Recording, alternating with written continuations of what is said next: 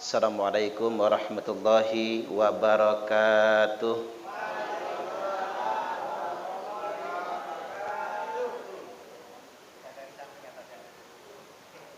Bismillahirrahmanirrahim. Alhamdulillahil wahidil qahhar. Asyhadu an la ilaha illallahul malikul jabbar. Wa asyhadu anna Muhammadar Rasulullah Sayyidul Mukhtar. Allahumma salli wa sallim ala Sayyidina Muhammadin wa alihil athhar wa ashabihil akhyar wa man tabi'ahum bi ihsanin ila yaumil mahsyar. Amma ba'du. Yang saya hormati Kepala Sekolah SMP Al-Kautsar Bapak Rudianto MPD, bapak-bapak, para guru, para asatidz, juga ibu-ibu, apa kabarnya? Sehat? Lihat ibu-ibu kok enak ya, pink semua gitu. Ini kalau kata Nabi, Humaira yang kemerah-merahan. Makanya ibu-ibu rajin-rajin pakai kerudung pink. Tapi yang manggil kemerah-merahan biar suami, jangan guru, teman yang lain. Bahaya nanti. Karena sekarang ini Bapak Ibu, angka perceraian meningkat. Apalagi di masa pandemi COVID-19 ini. Dan dulu masalahnya selalu karena laki-laki hidung belang mata keranjang. Tapi sekarang 50% lebih yang bercerai juga sebab perempuan. Karena punya pil pria idaman lain. Usut punya usut, mengapa punya pil? Karena di rumah tidak pernah dipuji suami. Suami kerjaannya marah terus. Ngebentak, marah. Ibu-ibu, kalau dibentak suami sakit nggak, Bu? Sakitnya di sini ya, Bu ya. Udah capek pulang ngajar, udah jenuh masa pandemi gitu ya, Bu ya. Terus dimarah laki terus. Itu biasanya lama-lama jadi ilfil. Jadi sebel sama lakinya. Nah, ketemu teman lama, mantan pacar waktu SMA. Ngomongnya itu loh, ngena banget. Kamu dari dulu nggak pernah berubah. Pret. Padahal udah melar ya, Bu ya. Saya jadi ingat perkataan Pak Rudi tadi, minta disiram biar subur. Pas tak lihat kok subur semua ya. Apanya lagi yang mau dipupuk kalau sudah subur macam begini? Allahu Akbar. Artinya buat ilmu bapak-bapak juga ini. Istri ndak boleh lalai dipuji. Karena kalau yang muji tetangga bahaya. Yang memuji teman waktu SMA bahaya. Karena namanya wanita, siapapun dia senang dipuji suaminya.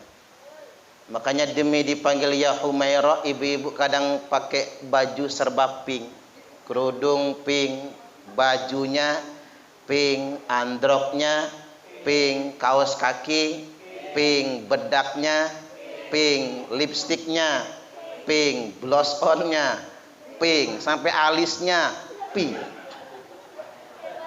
Begitu depan suami pengen dipanggil kemerah-merahan. Tapi apa kata lakinya? Anak babi mau kemana ya? Allahu Akbar. Mentang-mentang babi pink juga ya. Tega bapak-bapak nih. Subhanallah. Hadirin Bapak Ibu rahimakumullah, kita dihadapkan dengan masa sulit yang sama. Masa pandemi COVID-19 ini tak perlu mencari siapa yang salah, karena memang nggak ada yang salah. Allah itu sedang mengingatkan kita, sehebat apapun kita, setinggi apapun intelektualitas kita, secanggih apapun teknologi kita, ternyata kita nggak sanggup mengatasi corona dengan mudah. Pada akhirnya kita jadi ingat kepada Allah Ta'ala. Saya membaca pernyataan Al-Imam Sufyan Ats-Tsauri. Ini ulama tabi'in. Hadza zamanus sukut waluzumul buyut waridha bil qut ila antamut. Zaman ini adalah zaman yang kalian mesti banyak diam. Hadza zamanus sukut waluzumul buyut, lazimkan betah-betah di rumah, stay at home. Berarti dari dulu sudah ada, Pak. Dari zaman Nabi sudah ada stay at home itu. Zaman tabi'in stay at home juga ada. Setiap berganti abad stay at home memang ada. Kemudian waridho bil qut, ridho dengan persediaan makan yang ada. Ngirit artinya jangan boros. Ila antamut, sampai engkau mati. Saya begitu membaca pernyataan ini Bapak Ibu, jadi percaya kalau corona ini cara Allah mengingatkan kita semua. Ketinggian mikirnya kalau corona bikinan Bill Gates dan Yahudi, atau corona bikinan Cina dan sekutunya. Lama-kelamaan masuk rumah sakit jiwa kita. Nggak nyampe intelektualitas kita untuk membuktikannya. Lebih baik kembalikan corona dari Allah. Inna lillahi wa inna ilaihi raji'un. Layaknya bencana yang lain, tujuannya Allah memberikan ini untuk mengingatkan kita semua. Ya gara-gara corona kan kita jadi pinter bahasa Inggris. Orang-orang kampung, Pak, stay at home orang kampung nyebutnya. Jadi pintar semua. Sekolah dari rumah, homeschooling. Ngajar dari rumah, home teaching. Kerja dari rumah, home working. Yang kasihan buruh harian lepas, yang digaji karena bekerja gara-gara di rumah kan, hum pimpa alaihum gambreng. Ini makanya di masa pandemi ini, daripada nyalahin orang, alangkah baiknya kita berbagi. Yang bergaji berbagi, yang punya tabungan memberi untuk sesama kita. Nah, sesuai dengan tema yang diajukan, apa agar kita bisa tangguh di masa seperti ini? Yang pertama Bapak Ibu, ini bukan ngajarin ya, karena kita semua ustadz, kita semua guru. Ini pandangan saya katakanlah. Anggap saya ini presentasi lah Bapak Ibu ya. Yang pertama, berpikir positif. Karena memang enak, berpikir positif itu memunculkan energi positif. Makanya kita gara-gara berpikir positif, kita jadi murah senyum kan. Tabassumuka fi wajhi akhika atau inda wajhi akhika sodaqoh, laka sodaqoh. Manis wajahmu, senyum sumringahmu di hadapan saudaramu adalah sedekah. Apalagi ibu-ibu senyum depan suami. Senyum depan suami itu nilai pahalanya seperti sedekah emas sebesar gunung Uhud. Berat banget itu ya. Ibu-ibu depan suami banyak senyum apa cemberut? Jujur ya Pak, jujur.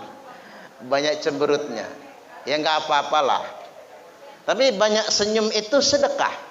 Mengapa orang jadi tersenyum? Karena energi positif yang muncul dari dalam dirinya. Jadi bahasanya apa? Inner will, inner beauty. Ada apa ya namanya, ketulusan dari dalam. Ada keindahan, kecantikan, ketampanan dari dalam memancar kepada senyuman. Jadi dari berpikir positif menjadi energi positif, berkembang menjadi perilaku yang positif. Makanya kalau orang judes banget ya Pak, judes, ada nggak yang judes banget di sini nih? Ada, yang mana orangnya kira-kira? Yang seger, judes banget, cemberut, malas tersenyum, biasanya itu dampak daripada suudzon, dampak daripada berpikir negatif. Nah, berpikir negatif itu memunculkan energi negatif, perilaku pun menjadi negatif. Semua orang di sekeliling dia dianggapnya predator. Jangan-jangan ada yang kayak gitu ya. Nanti Pak Rudi dianggap predator lagi ya, mau ngegodain gua nih. Alah, sok kepedean ya. Bapak Ibu hadirin wal hadirat rahimakumullah, saya jadi ingat pernyataan dokter yang dari Jawa Timur itu. Saya lupa namanya siapa, tapi dia biasa ngisi seminar para pensiunan. Kata dokter yang di Jawa Timur itu, penyebab penyakit bukan makanan. Maka jangan terlalu banyak pantangan. Tapi penyebab penyakit adalah pikiran. Dan pikiran yang paling membebani adalah cicilan. Maka kalau nggak pengen cepat mati, kurangi cicilan Bapak Ibu. Ini rumus hidup, saya pikir masuk akal betul itu. Ini rumus hidup bagi kita. Orang kalau banyak pikiran, banyak cicilan, jadi banyak pikiran.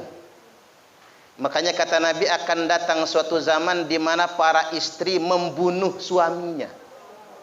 Bukan dengan cara meracuninya, tapi dengan cara membebani pikirannya. Lama saya mikir hadis ini maksudnya apa? Sekarang ketemu jawabannya. Kulkas nyicil, bed tidur nyicil, HP nyicil, seragam pengajian nyicil. Jadi membebani suami dengan cicilan, akhirnya berpikirnya negatif, bebannya jadi negatif, penyakit gampang datang. Saya setuju itu. Yang ngomong bukan ustadz Pak. Kalau yang ngomong ustadz mungkin kita masih nimbang-nimbang lah, karena ustadz bukan ahli kesehatan. Sama kayak kita bicara tentang virus. Kalau yang ngomong bukan ahli virus, jangan didengar, sesat nantinya.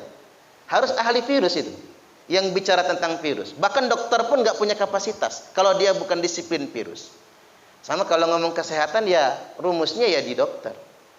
Karena dokter yang ngomong penyebab penyakit bukan makanan tapi pikiran, berarti kita harus memanage pikiran agar husnudzon, selalu berpikir positif. Sekarang ada juga dokter yang terkenal itu, siapa? Dokter Aisyah Dahlan ya. Itu juga kalau sering nonton itu bagus juga itu, terutama buat ibu-ibu. Ada yang saya cocok banget sama beliau itu. Kata dokter Aisyah Dahlan, laki-laki itu pandangannya cenderung ke depan, lebih jauh. Kalau perempuan itu pandangannya melebar ke samping. Makanya benar, kalau saya ngebut, istri saya pasti cerewet, takut numbur. Padahal begitu kita ngebut, motong mobil di depan, kita sudah tahu ancer-ancernya. Ancer-ancernya tahu, jejekan gasnya tahu, posisi giginya tahu, nggak mungkin terjadi apa-apa. Tapi dia tutup mata dan ketakutan. Karena kelemahan wanita, pandangannya kurang jauh ke depan. Tapi kalau laki-laki Bapak Ibu, ke depannya jauh, ke sampingnya kurang lebar. Makanya laki-laki, kalau pas saya belajar mobil dulu itu paling takut nyerempet. Kalau ngebut di jalan lintas berani. Tapi kalau macet dalam kota saya takut nyerempet. Karena pandangan ke sampingnya kurang melebar. Nah, perempuan punya kelebihan. Pandangan ke samping melebar, nggak takut nyerempet. Makanya ibu-ibu ini paling tahu kalau teman ngajarnya ganti cincin. Paling tahu itu. Bahkan gramnya aja tahu gam. Ganti cincin nih. Dia tidak perlu noleh, nggak perlu noleh itu. Subhanallah. Itu kata beliau sampai begini-begini itu. Nah, dia yang goyangin. Allah. Gampang panasnya, nggak perlu noleh gitu, nggak perlu memalingkan wajahnya. Cukup dengan sedikit lirikan saja. Tahu itu. Bahkan bisa nebak ini berapa karat kira-kira ya. Itu bahkan jadi bahan gosipan itu. Jadi bahan omongan. Makanya wajar kalau perempuan suka panas-panasan, Bapak Ibu. Lihat tetangga beli kulkas panas. Tetangga beli ceret mencret. Tetangga beli mobil menggigil. Tetangga beli motor gemeter. Saya mau kasih tahu sama ibu-ibu buat bekal membahagiakan suami di rumah. Sebetulnya bagi kita laki-laki ini ya Bu ya, kebahagiaan laki-laki itu bukan pada mobil mewah, motor sport atau sepeda yang lagi ngetren. Bahkan bukan juga pada bunga kembang janda bolong itu ya Pak ya. Tapi kalau ini masih musim kembang ya. Yang musim kembang ini laki-laki tua-tua kadang Pak. Kembangnya kembang keladi, jadi tua-tua keladi. Saya mau kasih kabar sama ibu-ibu, laki-laki bukan itu standar kebahagiaannya. Benar kata Nabi, kebahagiaan laki-laki itu ada pada istri yang solihah. Pada akhirnya pada istri. Cobalah bapak-bapak ngomong sama istri. Manggilnya apa sih? Umi ya Bu? Mama apa Umi ya? Umi aja lah Mi, maaf ya. Gara-gara nikah sama Abi, Umi melarat. Berapa sih cuman gaji guru? Kita buat nyicil motor saja susah. Apa kata istrinya? Enggak kok Bi. Kami bangga punya Abi. Walaupun punyanya cuman motor, rumah masih ngontrak. Yang penting kita makan, enggak nyusahin orang, anak-anak solih dan solihah. Suami Bu ngedengar omongan istri begitu langsung berebes air matanya. Makasih ya Mi, dipeluk istri Pak. Coba kalau istri ngomong begini, iya, sial gua dapat laki kayak lu. Astagfirullahaladzim. Lihat tuh mantan pacar gua jadi anggota dewan sekarang. Sakitnya luar biasa Pak. Makanya benar itu kebahagiaan suami itu ada pada istri yang solihah. Kalau ibu-ibu rajin terima kasih sama suami, suami sehat panjang umur, percayalah. Tapi rajin terima kasih. Saya ngebayanginnya begini Pak. Anak saya itu kalau saya berangkat keluar minta beliin mainan. Begitu kita kan beliin mainan yang nggak mahal sih 10 ribuan. Begitu pulang kita kasih mainan jingkrak-jingkrak dia. Ngucap terima kasih berkali-kali, makasih ya Bi, makasih ya Bi. Ada rasa senang dan gembira. Coba bisa nggak ibu-ibu kalau dikasih suami uang jingkrak-jingkrak kayak gitu. Biar suaminya senang Bu, panjang umur. Allahu Akbar. Saya pikir sekarang energi positif harus ada terus. Berpikir positif, bersikap positif, tersenyum, berwajah positif, berperilaku positif. Kita akan fight, kita akan tahan menghadapi ujian zaman yang sudah semakin berat ini. Ini yang pertama. Yang kedua Bapak Ibu rahimakumullah, yakni menjaga kesehatan. Ikhtiarnya kan menjaga kesehatan, tetap tidak bisa diabaikan. Hanya saja yang perlu saya sampaikan bahwasanya menjaga kesehatan itu bukan agar tidak mati, tapi agar tidak sakit. Karena kalau mati itu tidak nunggu sakit. Setuju nggak kira-kira? Sehat walafiat, makan teratur, olahraga teratur, sehat badannya.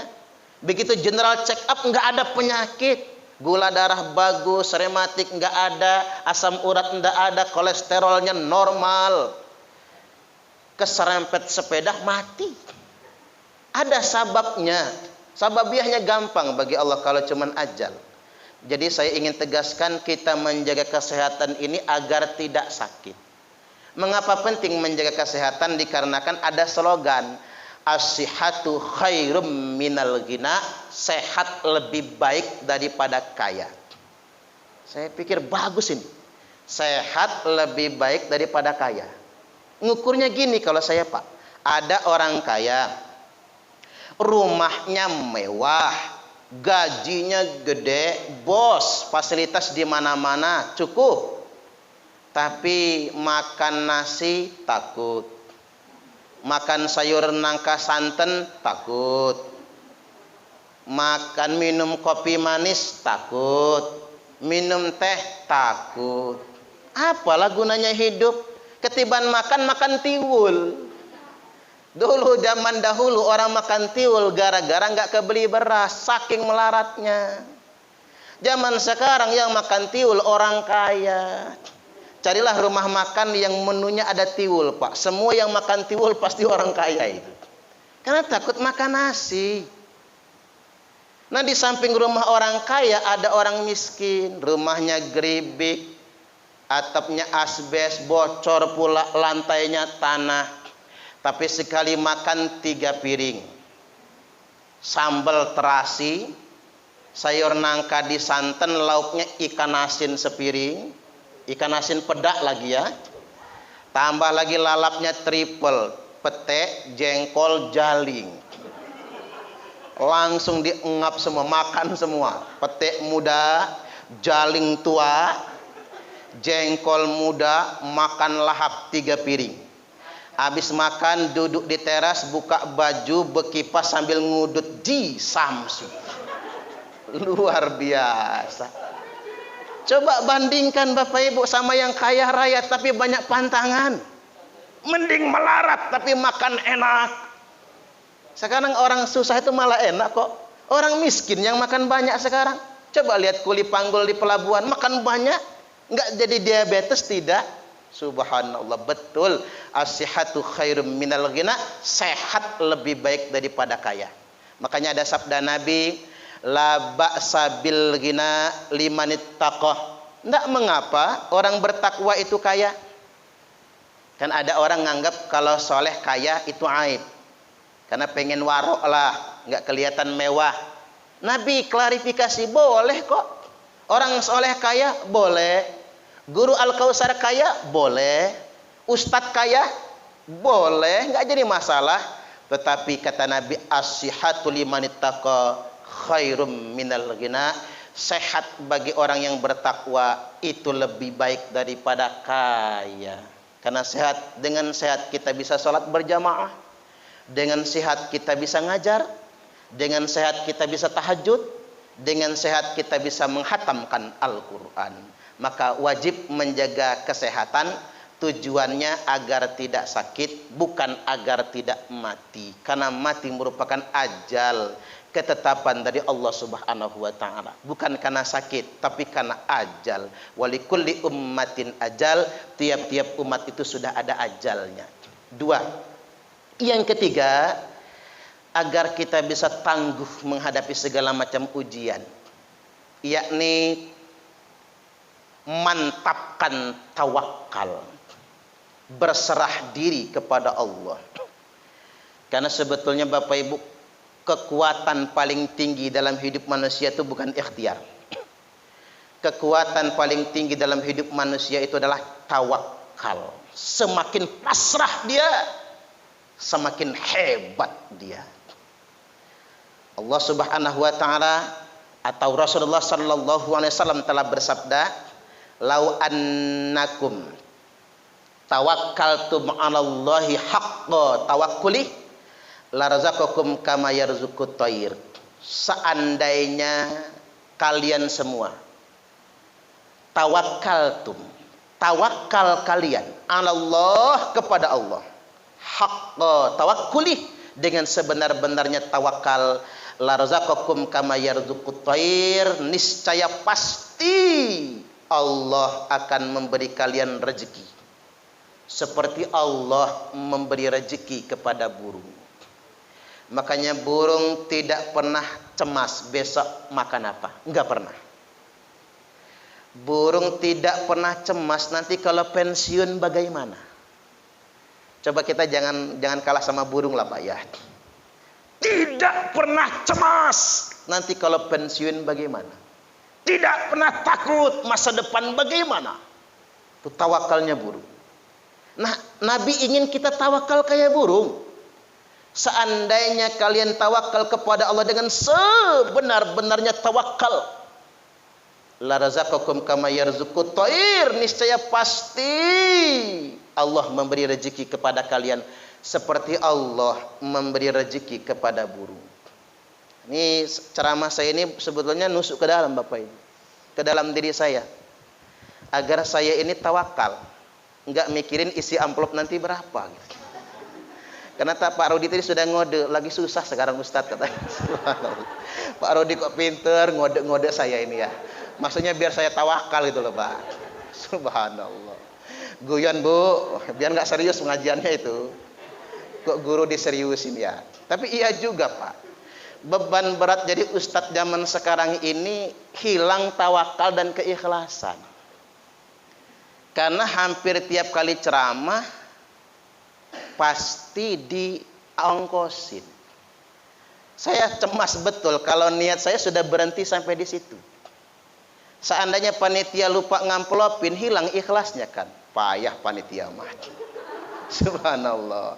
Mulai ngelihat buka HP, ngelihat WhatsApp. Ini Pak Kismanto kok nggak WA ya? Maunya saya ngarep beliau WA. Ustadz ada yang lupa, maaf ya. Tolong share lokasi rumahnya. Subhanallah. Kadang-kadang makanya Ustadz itu Pak, juga mesti diuji dengan itu. Gimana caranya biar panitia dilupakan oleh Allah. Saya pernah ceramah di Antasari, pulang ceramah lupa di Sangoni. Saya duduk di kasur jam 11 malam itu kok nggak ditelepon-telepon ya. Sampai sekarang Bapak Ibu. Nah itulah hikmahnya kita tawakal. Kadang-kadang kita ngajarin tawakal, kita sendiri tidak tawakal. Ngajarin orang sabar, kita tidak sabar. Padahal rezeki dari Allah bukan dari makhluk. Ini penting sekali mendidik diri kita. Makanya pada kesempatan kali ini ingin saya sampaikan Bapak Ibu. Sebentar, ada yang protes sama saya Bapak Ibu. Kalau kita mesti tawakal Ustadz, kalau begitu nggak usah kerja dong. Yang seperti burung dapat rezeki, kan ada bahasa ujungnya dari Nabi. Makanya hadis nggak boleh dipotong kan? Bahasa ujungnya begini, burung berangkat dari sarang dengan perut lapar, pulangnya dengan perut kenyang. Berarti burung kalau ngejedok di sarang mati. Agar burung nggak mati harus terbang. Nah itulah ikhtiar. Mengapa Bapak Ibu cari nafkah? Kita semua berikhtiar sekedar mabur saja kok, untuk mencukupi sababiyah. Kalau kata ulama, ngejemput rezeki. Karena rezeki itu sudah Allah tebar, sudah Allah bagi dan Allah pastikan. Itu nasib kita berbeda-beda, tapi mesti dijemput, tidak bisa berdiam diri. Itulah kuncinya ikhtiar. Makanya saya setuju betul dengan penafsiran Ar-Ra'd ayat 11. Innallaha la yughayyiru ma biqaumin hatta yughayyiru ma bi anfusihim. Kan ada dua kali kata ma itu. Sesungguhnya Allah tidak merubah. La yughayyiru, tidak akan merubah.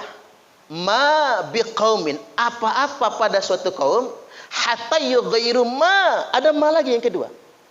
Sehingganya kaum itu merubah apa yang ada pada diri mereka sendiri. Dalam penafsiran begitu saya baca, ternyata maksudnya begini, Allah tidak merubah berkah yang dia turunkan kepada suatu kaum sebelum kaum itu beriman dan bertakwa kepadanya.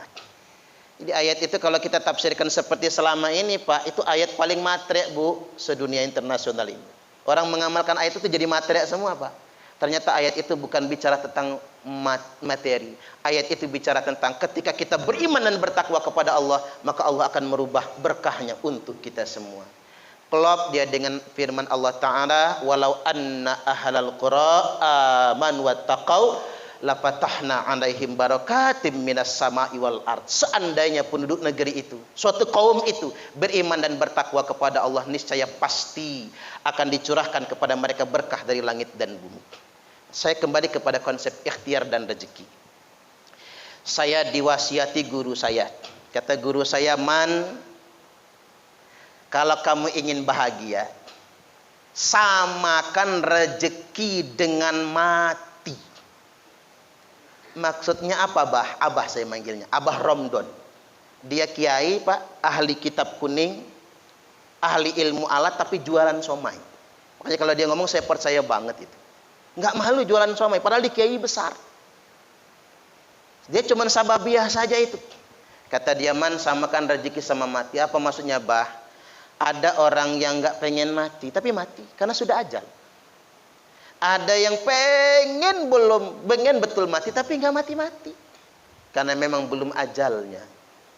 Sama kayak rezeki. Rezeki itu bagian. Sudah Allah takdirkan. Dikejar kalau bukan milik kita, nggak dapat.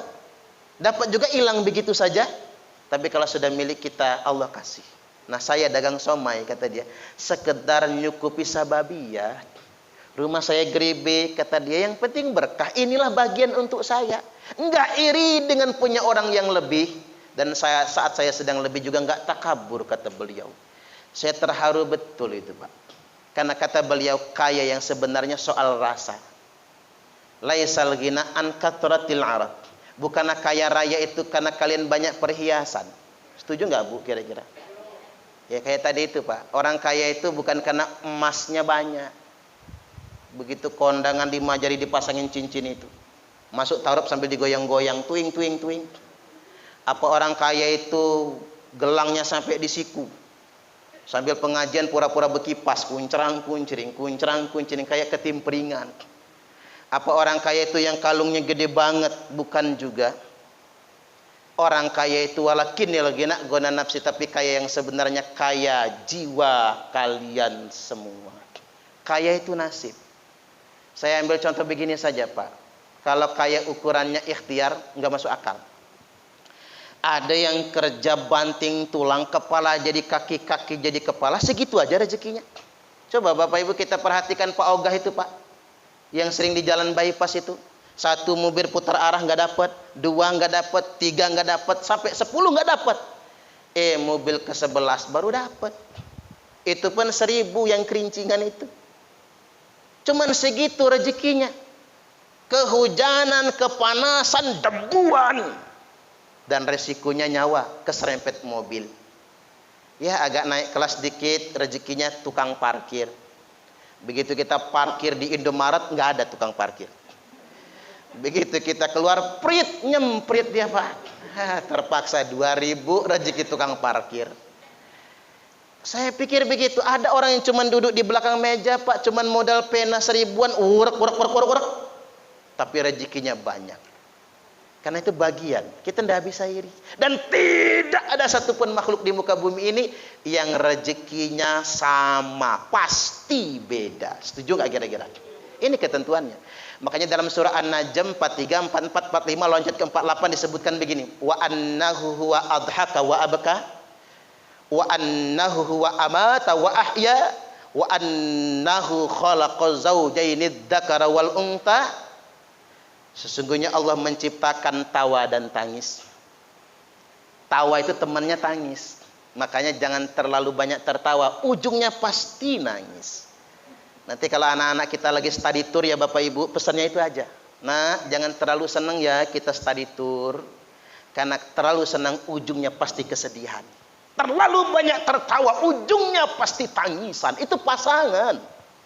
Wa annahu huwa amata wa ahya. Dan sesungguhnya Allah menciptakan mati dan hidup. Mati dulu baru hidup. Dan Allah menciptakan manusia berpasangan, laki-laki dan perempuan.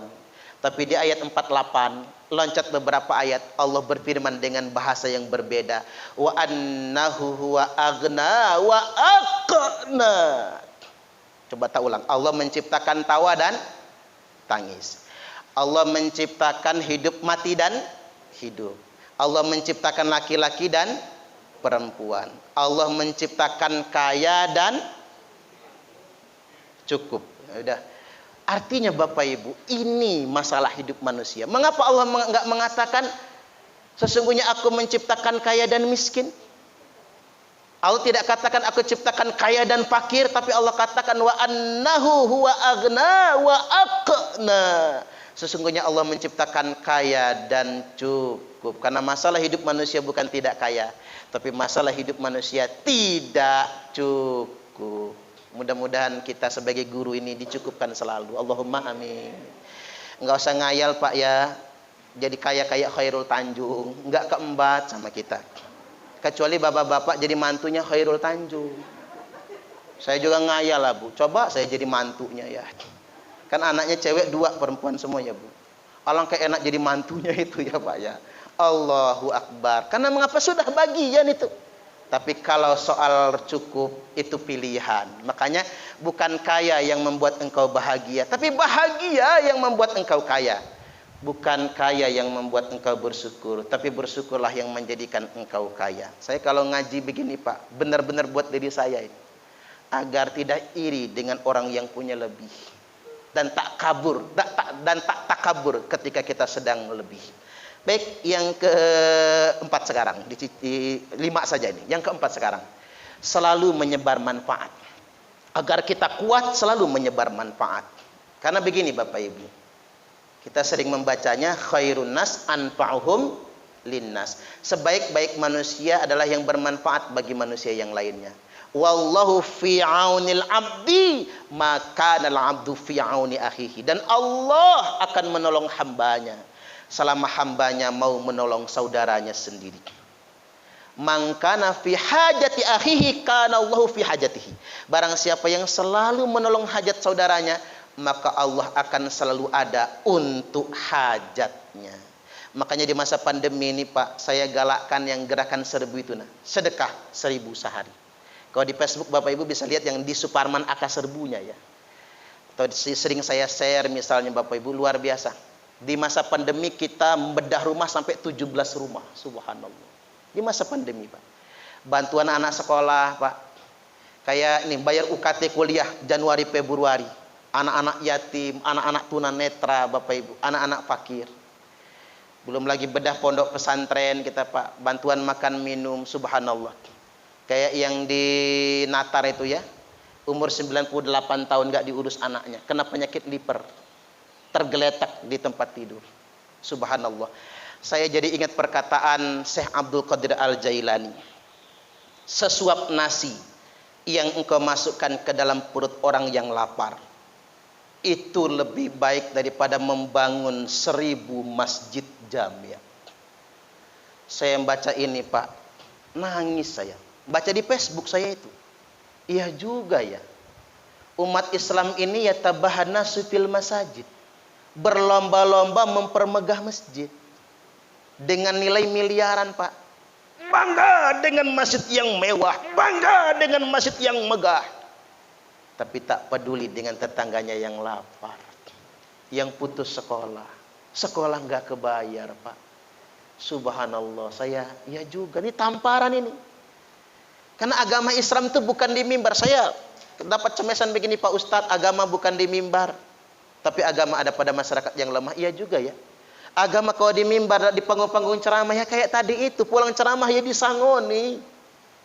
Sejatinya agama ada di masyarakat yang lemah.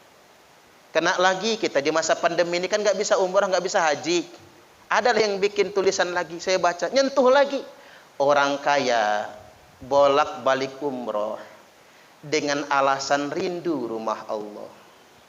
Padahal Allah lebih rindu dengan orang kaya yang berbagi dengan fakir miskin. Bendrodok Bapak Ibu. Iya juga ya Pak. Allah lebih rindu dengan orang kaya yang berbagi dengan fakir miskin. Baik. Yang terakhir, yang kelima, di masa pandemi ini agar kita selalu kuat, tetaplah menjaga ketaatan, menjaga ibadah, menjaga sholat kita. Justru dengan banyak sholat kita jadi tenang kan. Karena ada Bapak Ibu, gara-gara pandemi ini berhenti ke masjid. Saya telepon Pak Haji, kok nggak pernah lihat di masjid? Waduh, maaf Ustadz, kan sudah ada fatwanya. Di masa pandemi boleh nggak ke masjid.